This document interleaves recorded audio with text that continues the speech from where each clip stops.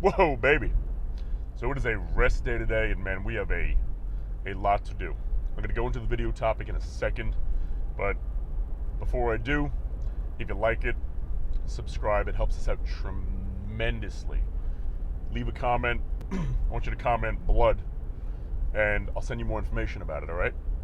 So, rest day, recovery day, right? We're feeling good, feeling strong, and we got a lot to do. Meetings slammed around all over the place, and if you're new to the channel, it's a little blurb like this, and then I'll get to the content. Don't worry, all right? Just trust me on this. I'm driving, so what else am I going to have to do besides talk to you guys? Or talk to myself sometimes, because we're still a new channel, right? Now, we're starting to re-implement cardio now today, because to be honest, should I have been doing it the entire time I was bulking? Absolutely. Doing cardio when you're bulking helps you put on muscle. I'll say that again. Doing cardio when you're off season while you're bulking helps you put on freaking muscle, baby. Because it's not about the fat loss or the caloric expenditure. Matter of fact, the calories you burn during that cardio session, you're gonna want to eat them up. So let's just say you burn 200 calories, right? And you're trying to put muscle on. That day you did the cardio, I want you to eat another 200 calories worth, or whatever you think you burned during that session, so that your body stays as anabolic as humanly possible. Now, you know we write down all of our workouts, and today is a ritual kind of day, if you will, because not my shoulder day. What did I do yesterday? Chest. My chest day yesterday, we officially used the last page in the notebook. Now, the notebooks I use are about 300 pages long. Today's the day to replace it. Now, I've been writing down every workout I've done for the past over 10 years at this point. Of course, I buy the same notebook every time because I like it, it holds up well, and it's just like the Staples store brand notebook, but there's a spiral ring on the side that I can stick my pen in. So it works perfectly. I went to the Staples I always get it at today, and I had a bit of a mini heart attack because there weren't any there. So I'm sitting here like, you've got to be kidding me. Did they discontinue my notebook? Not their notebook, my notebook. But there was a little spot missing in the section, so I actually called the guy over. I'm like, hey man, I showed him the picture of like my notebooks. I'm like, these are the ones I've buying you guys for the past 10 years. I'm like, did you discontinue them, or are you out? He's like, I think we're out. So I got to shoot over to another Staples today, but I'm doing a lot of errands, so it's kind of in the way, not too bad. And right now we're driving to get more contact lenses, because for those of you that don't know, I have the vision of basically a blind bat. And if you ever see my glasses, they're comically thick, but the contacts work well for me. I love them. But I wear 2-week lenses, and I've had these 2-week lenses in for almost 2 months now. I was pushing it a little bit because I forgot to order them. Then I ordered them, and they were on back order. They finally got in yesterday, so we're going to pick them up. And I can't wait for that new contact fresh feel.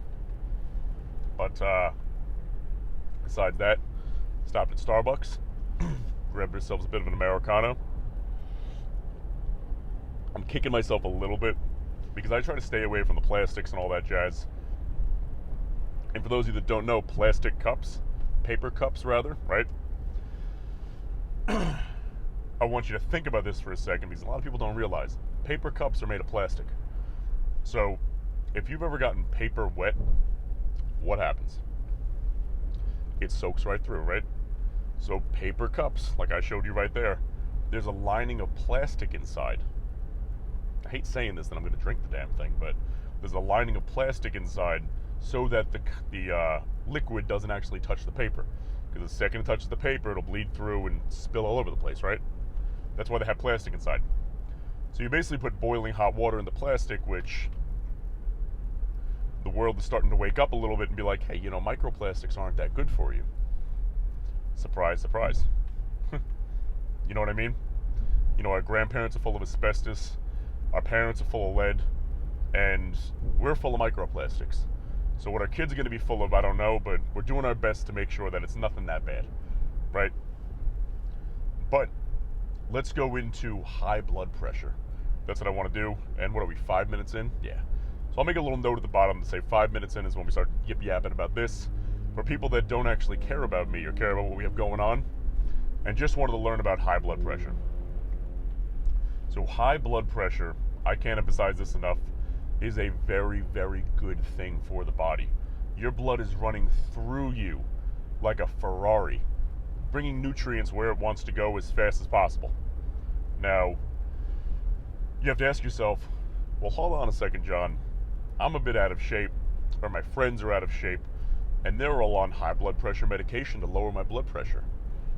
Why would a doctor want to lower my blood pressure? To make me healthier. You don't want your blood pressure running a million miles an hour forever, right? But it should be able to go up and down and ebb and flow. But let's start with, why does your body give itself high blood pressure to begin with? But I'm going to preface that with one sentence that is going to come as a, oh yeah, that makes sense to everybody listening, which is your body will never, ever do anything intentionally to harm you. So you have to ask yourself, for what health adaptation reason did my body decide, hey, we need to raise our blood pressure up to fix something?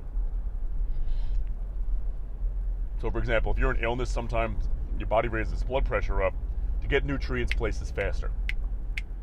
But 9 times out of 10, it's not that it needs to get nutrients anywhere faster.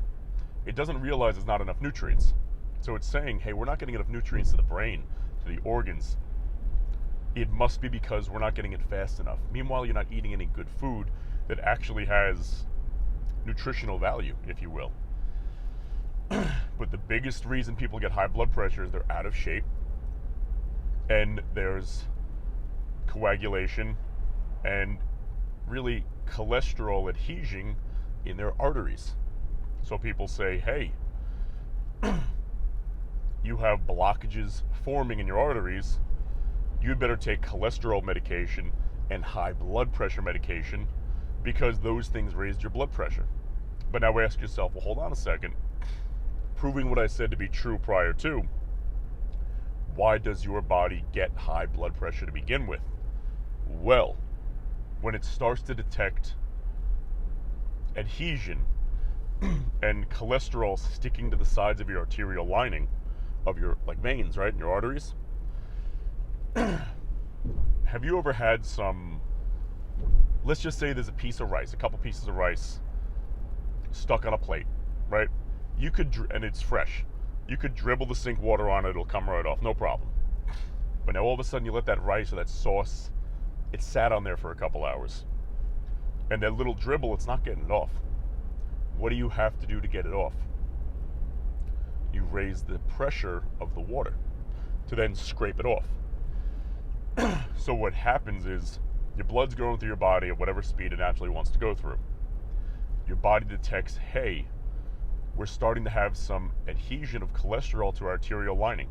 Let's jack that blood pressure up just a little bit to scrape it off, utilize that cholesterol, and then go back about our lives. So blood pressure being raised and elevated should be a very temporary thing. However, the reason it's not, and the reason people have chronically high blood pressure forever, is because they continue to do the things and have the bad habits that force their arteries to store and adhere cholesterol to them to begin with. But now you ask yourself, hey John, if my body doesn't do anything that it's not supposed to do to make me unhealthy, why is there cholesterol adhesion in my arteries? Well, am I eating too much cholesterol? Am I eating too many fats? I knew cholesterol was bad for me. That's beyond far from the truth. Cholesterol is one of the best things you can put in your body. But you have to look at sugar.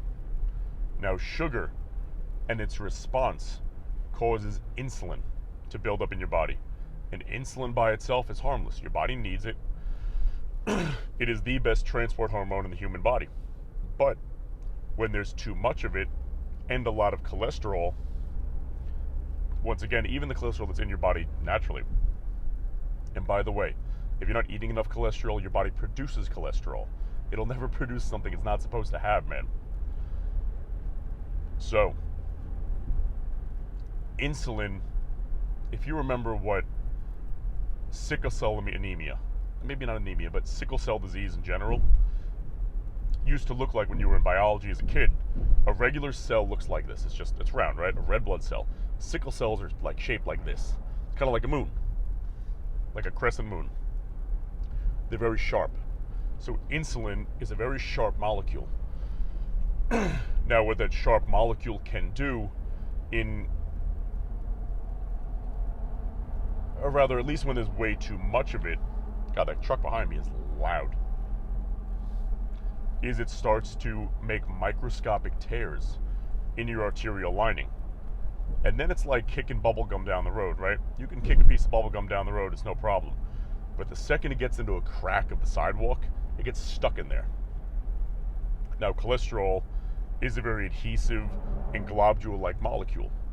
What ends up happening from there, because it's already stuck in there, more cholesterol can stick to that and so on and so forth, causing plaquing in your arteries. So your body wants to raise its blood pressure up to simply go, hey, besides the fact that if I don't get over in a minute, I'm going to miss my exit, it's starting to realize, hey man, we better raise this blood pressure up so that we can get this off. Just like I had to raise my speed up to get off the parkway, right? Only problem is, since we keep doing the bad things that cause that scraping in my arterial lining to continue to flow, it keeps getting worse and worse. Now, when you lower the blood pressure and you take blood pressure medication, it lowers its ability to scrape that off even more while you continue to do the bad things to make it worse. And that's why heart attacks and strokes happen.